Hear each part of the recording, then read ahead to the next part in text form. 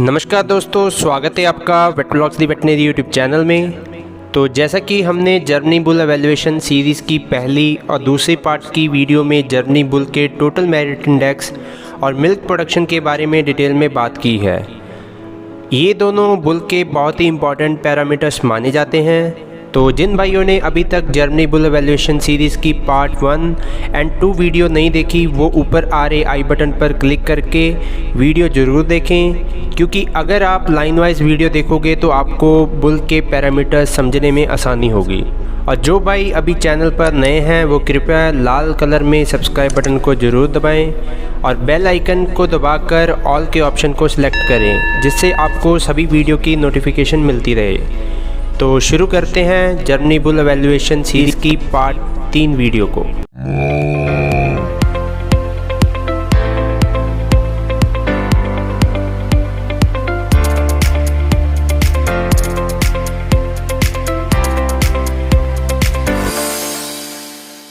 तो वीडियो में हम बुल के 2 इम्पॉर्टेंट पैरामीटर पर बात करेंगे।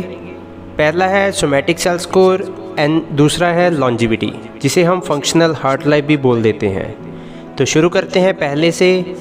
पहला है RZS, जिसे जर्मनी लैंग्वेज में रिलेटिव ज़ूकवर्ट ज़ेल बोल देते हैं, मतलब German relative breeding value for somatic cell score. Mastitis, जो कि आजकल के डेयरी फार्म पर मेजर प्रॉब्लम देखने को मिल रही है। इस प्रॉब्लम से फार्म को अडर ट्रीटमेंट एंड मिल्क के प्रोडक्शन में काफ़ी लॉस हो रहा है। आजकल का एक मॉडर्न डेयरी फार्मर एक अच्छी तरह के हेल्दी डाइट एंड मिल्की अडर वाले डेयरी फार्म एनिमल की डिमांड कर रहा है, जो फार्म को प्रॉफिटेबिलिटी प्रोवाइड करे एंड जो ट्रीटमेंट में भी ज़्यादा खर्चा ना ले। तो healthy udders and less mastitis के लिए हमें ऐसा बुल सेलेक्ट करना होगा जिसका सोमैटिक सेल काउंट या सोमैटिक सेल स्कोर कम से कम हो, जिससे फ्यूचर में आने वाली डॉटर अपनी मदर से मास्टाइटिस केस कम देखने को मिले। आपने बहुत सी कंपनियों के ऐसे बुल्स देखे होंगे जो मिल्क प्रोडक्शन में काफ़ी अच्छे हैं, बट उनका सोमैटिक सेल काउंट 3 या 3 से ऊपर होता है। तो उन बुल्स की डॉटर मिल्क तो अच्छा देती हैं, बट मास्टाइटिस केस उनमें काफ़ी देखने को मिलते हैं, क्योंकि अगर काऊ में मास्टाइटिस आएगी तो वो डायरेक्टली प्रोडक्शन को कम करेगी एंड ट्रीटमेंट कॉस्ट को इंक्रीज़ करेगी। तो हमें प्रोडक्शन के साथ साथ सोमैटिक सेल स्कोर भी देखना होगा।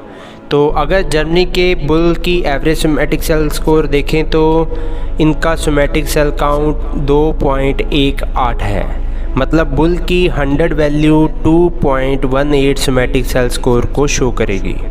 ये पैरामीटर भी 12 की डेविएशन के साथ काउंट किया जाता है। जिस तरह 100 वैल्यू से 12 की डेविएशन के साथ साथ स्कोर बढ़ेगा, वैसे वैसे सोमैटिक सेल काउंट कम होगा। तो अगर स्कोर 100 से कम होगा, वैसे वैसे सोमैटिक सेल काउंट ज़्यादा होगा। प्लस 12 पॉइंट की डेविएशन से सोमैटिक सेल स्कोर 0.083 कम होगा, और माइनस 12 पॉइंट की डेविएशन से सोमैटिक सेल स्कोर प्लस 0.083 ज़्यादा होगा। अगर प्रैक्टिकली ऑब्जर्वेशन की बात करें, वो बुल जिनका RZS 112 है, उनकी डॉटर्स के थर्ड लैक्टेशन में 1,01,000 पर ml सेल काउंट कम होगा उन बुल की डॉटर से जिनका RZS वैल्यू 88 है। तो ये तो थी सोमैटिक सेल स्कोर की बात।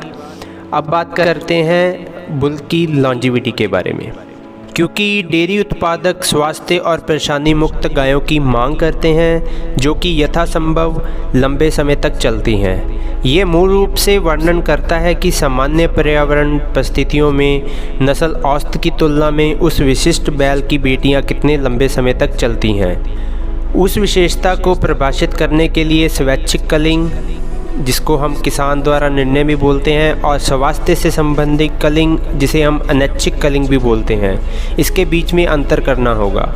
झुंड में बाकी सभी गायों की तुलना में स्वैच्छिक रूप से कलिंग अक्सर गाय के दूध उत्पादन स्तर से संबंधित होती है, अर्थात किसान पहले उच्च उपज देने वाली गायों की तुलना में कम उत्पादकों को डेयरी फार्म से हटाता है, भले ही दोनों की स्वास्थ्य स्थिति समान हो।